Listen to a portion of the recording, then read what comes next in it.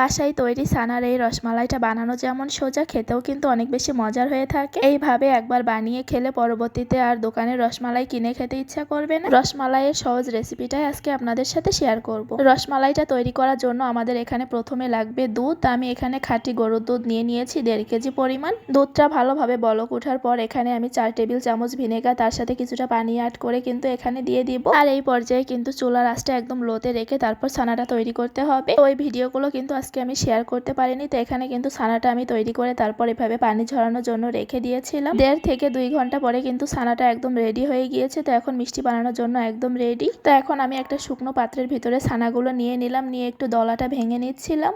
তো ছানাটা যে পারফেক্ট হয়েছে সেটা বোঝার জন্য কিন্তু একটা উপায় আছে। তো এইভাবে আঙুলে করে কিন্তু চাপ দিলে বোঝা যাচ্ছে যে ছানাটা অনেক বেশি স্মুথ হয়েছে। তারপর আমি এখানে দিয়ে দিয়েছি 1 চা চামচ পরিমাণ ময়দা। ময়দাটা দিয়ে আমি ভালো করে মথে নিয়েছি। তো আপনারা চেষ্টা করবেন ময়দাটা না দেওয়ার। ময়দাটা না দিলে কিন্তু মিষ্টিটা আরো বেশি ভালো হবে। এখন আমি শিরাটা তৈরি করার জন্য এখানে 1.5 কাপ পরিমাণ আমি চিনি দিয়ে দিয়েছি। তার ভিতরে দিয়েছি 4.5 কাপ মতো পানি। তো চিনিটা আমি এভাবে রেডি করে রেখে তারপর আমি মিষ্টিগুলো সব বানিয়ে নিব।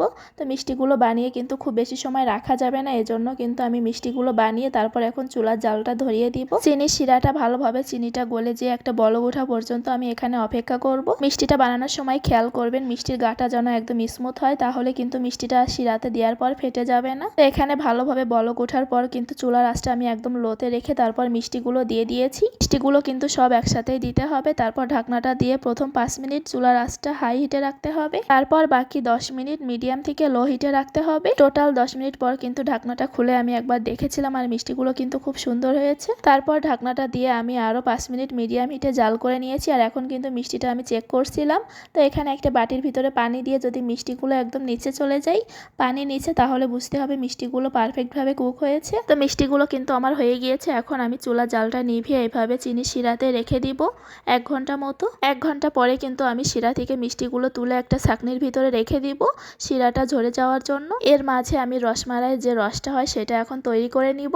তার জন্য আমি এখানে নিয়ে নিলাম 500 গ্রাম মতো দুধ। আমি এখানে মিল্ক ভিটাটা ইউজ করেছি। তো আপনারা চাইলে কিন্তু খাঁটি গরুর দুধটাও এখানে দিতে পারেন। তারপর দুধটা ভালো করে জাল করে নিতে হবে। আর এখানে কিন্তু আমি 10 টাকা দামের যে দুধের প্যাকেট থাকে সেটা একটা দিয়ে দিচ্ছি। এটা দিলে কিন্তু দুধটা আর খুব বেশি জাল করা লাগবে না, তাড়াতাড়ি ঘন হয়ে যাবে আর খেতেও কিন্তু অনেক বেশি মজার হয়। তারপর এখন আমি দুধটা ভালোভাবে নেড়ে তারপরে মিশিয়ে নিচ্ছি। তো এইভাবে কিছুটা সময় জাল করে নিব। দুধটা যখন মনে হবে অনেকটা ঘন হয়ে আসছে তখন কিন্তু আমি এখানে চিনি দিয়ে দিচ্ছি।